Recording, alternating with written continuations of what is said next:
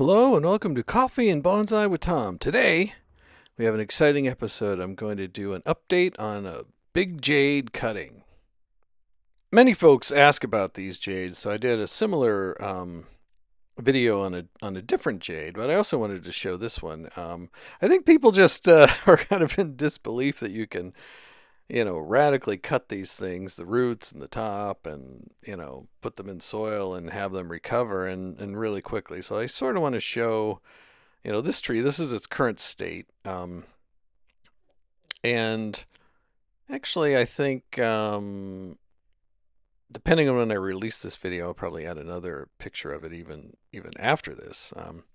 But we'll see. But anyway, I wanted to show the current state and then how we got here, what we started from, and just give you a quick tour of this tree to show you really what's possible and how resilient these Crassula Ovata jade are. I mean, you can really do quite a lot of heavy pruning and manipulation, and the trees respond very, very well. So let's start at the beginning. I started with a large jade like this. I have a great place where I can get these jades in West Seattle, although there's some question now. I think he might have sold. I mean, this guy had hundreds of these things, and I think he may have sold them to somebody, but I need to get over there because I usually buy one around this time of year um, because he's really trying to unload them before fall comes. So I'll go over and verify that and update to some local folks here, but we'll see. But anyway, I've gotten quite a few of these large jade from him in the past. And it's a great resource because, I mean, outside of like California or Florida in the US, like where these things grow like weeds, it's hard to find large material. And if you do, it's very, very expensive. So I turned that into this with a lot of pruning, and I will put a link to the video. You can watch how we did that if you want. And actually, now that I'm looking at this, I actually, where the stumps are, I decided to cut those back too. So I even did a little more work than this. And I kept it in the pot here, a different experiment to see how things recover. So I kind of heavily pruned the top, and then I let it go for, I don't know, maybe 6 weeks, maybe it was 2 months, something like that. And then it resulted in this. So yeah, I got a lot of growth. It kind of exploded a bit, but again, still in this large pot. Um, and I have found, I mean, you can do all the work at one time, but I've found it recovers more quickly. If you're going to work on the top, let the bottom alone and don't water much. If you're going to work on the bottom, let the top alone, and again, don't water too much until it grows roots. Um, and I think you get quicker recovery in both cases, but I mean, I haven't exactly done that experiment. That's just what I've seemed to have noticed as I've done this work. But you can also work on the whole thing at once, which is kind of unusual with species you work with bonsai. And then here we go. I basically washed out the roots, and you look at that spaghetti, and and you know, cut back the roots so that I could get this thing into a pot. And I really cut back the roots, pretty severely. I kind of started getting any stuff growing straight down, because I really want to get it in a pot. So you have to really reduce the height of this thing so that it can fit in a pot that's not, very, very deep. Um, so yeah, I cut them back pretty heavily, especially some of the bigger ones on the bottom. But, that's what you got to do if you want to get it into a pot. And as long as you, let it dry out before you start watering again, because these open wounds will definitely get bacteria, viruses, and they're quite likely to suffer from root rot. So you definitely want to let them dry out. Or what I do, I put them in really dry bonsai soil and just don't water it until I'm quite sure that um, those wounds have kind of scabbed over and dried up. So then I created a custom mix, mostly lava, a little bit of pine bark, and a little bit of cactus soil in the upper right there, roughly in these ratios, and I just kind of mix it up. And I mean, the main thing is you want a whole lot of grit and very little organic. And you want to be able to squeeze it and have it just fall apart like that, even if it's moist. Because if it sticks in a ball or kind of clumps together, that is definitely not what you want. So with the soil, it was time to put it in a pot. So I chose this nice pot from Brightside Bonsai. You can see I have my root level nice and flat, so I could easily, you know, put the tree in there. And I find with Jade, you don't want a whole lot of room in there. They seem to like a tight root space because I think it prevents too much moisture in the soil. And maybe they just like that. I don't know. But I found that you get way better growth much more quickly, and the tree is healthier if you just, don't put it in too large of a pot.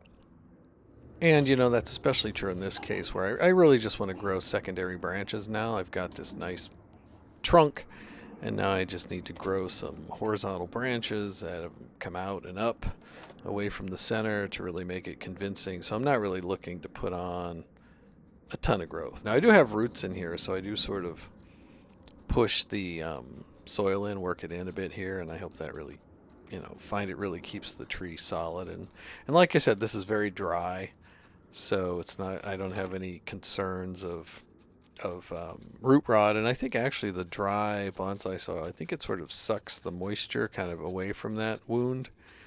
And again, this is just my own empirical data. I don't have any scientific stuff to back this up, but I feel like it helps it to dry out more quickly and more thoroughly. And that just kind of makes sense to me. If anyone has proof otherwise, please, let us know in the comments.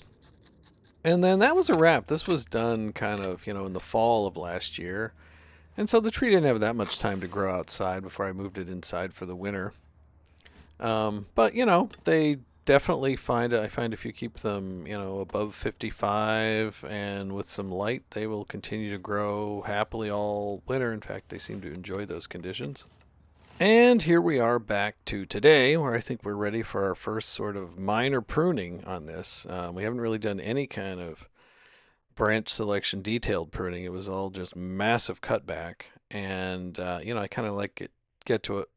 I like to get the tree to a point where I'm quite sure it's very healthy, and then start working on that, which is what we are going to do today. So let's take a look at it.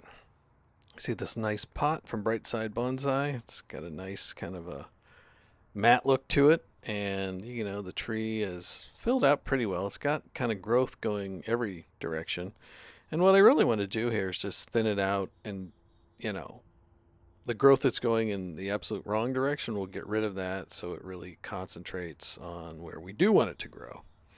But it's a very pleasing shape. It's quite healthy. And I think I will start by taking the stuff on the bottom out. I don't really feel like I need that base thicker there. So I am just going to remove that. I'm sure it'll come back. If I change my mind, we can always allow that to grow and thicken it out. It's kind of slightly below the soil, so I'm trying to dig in there and really get at it. And as I look at it, there's some growth to the inside here, right? And we don't really want that because, in the best case, you're going to grow like a parallel trunk, and we really want the growth to kind of come, up and out, not up and parallel to the trunk or up and in crossing the trunk. So, by just going around and clearing out that, and I even take leaves off, because I want more light in there to encourage growth elsewhere. It really has a profound effect. So you can see here, even in these crotches, they want to grow really, really dense, and so you can just remove that, and it really makes your job a lot simpler. So my strategy here is to, get rid of stuff I know I don't want. This is a little questionable. I don't know. And I start by anything that's just going the wrong direction. And then, we're probably going to shorten everything back to one or two sets of leaves, which is what I typically do to get more taper and compact growth in closer. And, that usually is quite effective. Now, the top has a lot of stuff growing in here, and, you don't want four branches coming out of the same place on the top. So you sort of want to pick, the two that you want and just work on those. Sometimes you can do more than that, but just as a general rule, you want to go from one to two. And if you have three, you want to get rid of one of them. So keep the best looking two. And so I'm going to take the top off there because also these are very top dominant trees, and so they will really put all their energy into growing as tall as possible. So if you want those lower leaves to develop and grow, you need to knock it back a bit on the top so you can encourage that. And I think it already looks a little bit better, right? You can see it's kind of getting squatter and wider. And take your time. I mean, a lot of times I get comments. I sometimes work really fast. I tend to do that when I have a lot to do. But, have a cup of coffee, have an iced tea or something, and, turn it around a lot. Really look at the tree. What's the saying? Measure twice and cut once. Because, that's an effective way to do it. And see, I'm sort of removing these leaves that to me just look, like this one is kind of growing to the inside. And, you can see more of the trunk if I take that off. So I'm sort of thinning stuff out. And as I said before, that will encourage the tree to put growth into where it already has leaves, right? And it'll kind of extend out that way and thicken out those trunks. But yeah, take a look, spin it around. Bonsai is not a race. It's probably a good thought for the day here is, take your time pruning and, look at all the time I first cut down the top, let it grow back, then I cut down the roots, then I put it in a pot, didn't do anything, and now we're finally working on it. So it's a process, and it is really better for the tree, and you, because you're going to have success if you take a little time. It's not a race, and just enjoy the journey. So looking at this, I think the top is still, there's too much up there. I really want to thin this out. My goal is to really get it down to its skeleton, so I want to slowly get to the point where I have only left the basic branches that I want so that those really have a chance to develop. Because otherwise, if I just let a bunch of stuff grow that I don't want, that's kind of energy the tree could have put into what I do want, which is also fine. Like I said, it's a long road. There's no need to be in a race. There's some more stuff that I missed in close there. And now I kind of go through and just cut it back to one or two, sometimes three, but mostly one, and then sometimes two sets of leaves. And that really kind of makes the tree more sparse and allows more light to get where you want it, and actually simplifies it and really gives it, in my mind, a nice shape. And I really appreciate its structure better. So you can see I'm moving fast now, and wow, what a difference. And like I said, I'm trying to get to the point where I'm just giving, it's like an abstract structural notion of the tree, which will show you its basic bones, which will become more apparent as it grows out. How's that for a poetic description?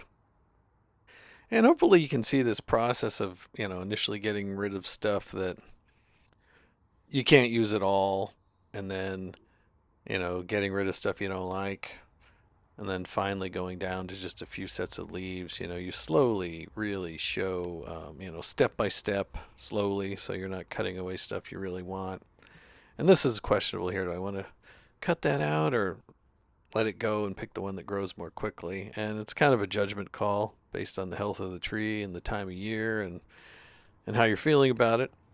But that process I just described, I think, really leads to, some nice looking trees and some growth really in the direction you want. And I'm quite happy with how this one is um, down to its, basic structure at this point. And you can really see kind of where I'm going with this. And I think we're pretty much a wrap on this one, and I will let it grow out. And as a matter of fact, this is a video that I'd done.